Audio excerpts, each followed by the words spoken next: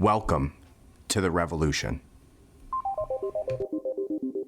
Kamala Harris saying that she's going to allocate more funds to minority communities for Hurricane Ian than she is to white communities. Let's listen to this, because on this week's episode of Is It Racist?, Kamala Harris says she's not going to save white people from Hurricane Ian.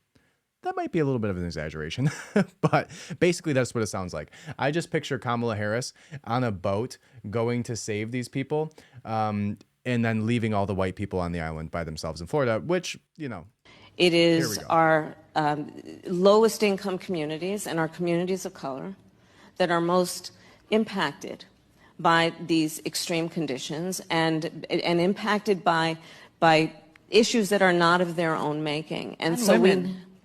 Absolutely. And so we have to address this in a way that is about giving resources based on equity, understanding that we fight for equality, but we also need to fight for equity, understanding not everyone starts out at the same place. And if we want people to be in an equal place, sometimes we have to take into account those disparities and do that work. Yeah, clap for racism, everybody. Clap for racism. Way to go, Kamala.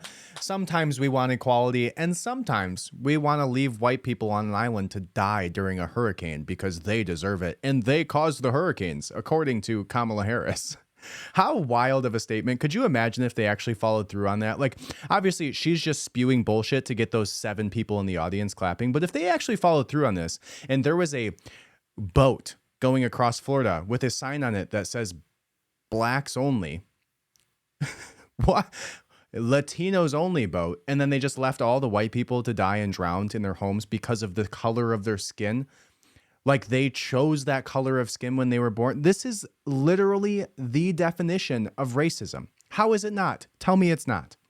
It's crazy. It's unbelievable that this racist woman can sit on a stage as the second most powerful person in the world and spew garbage about how white people deserve to die in a hurricane, basically, because they caused the hurricane. Is like, we have to recognize that there's certain things given at birth and, they are the outcome, like what? What? You literally just said you're going to let a certain race go unhelped because of the color of their skin. Imagine if that was reversed. Imagine if Donald Trump, let's make it real insightful, said that, we're going to allocate funds specifically to white communities to help save them from the after effects of Hurricane Ian.